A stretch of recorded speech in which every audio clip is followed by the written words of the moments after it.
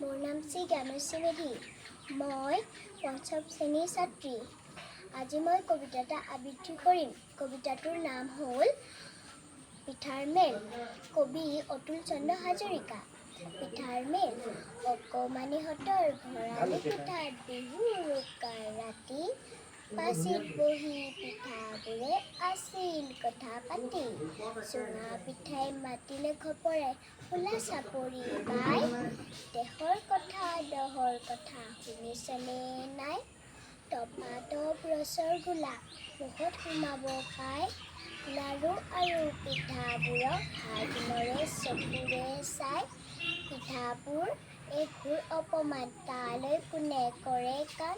এনেদৰে হ'লে আমি বেচিদিন জীয়াই থকাই টান। এই দেশত আৰু বেছিদিন নাই আমাৰ ভাত। কিয় ক'ব তেনে দুখ লগা, সুতুলে দিলে মাত। ফেনী পিঠাই দিলে উত্তৰ ফেন উলিয়াই।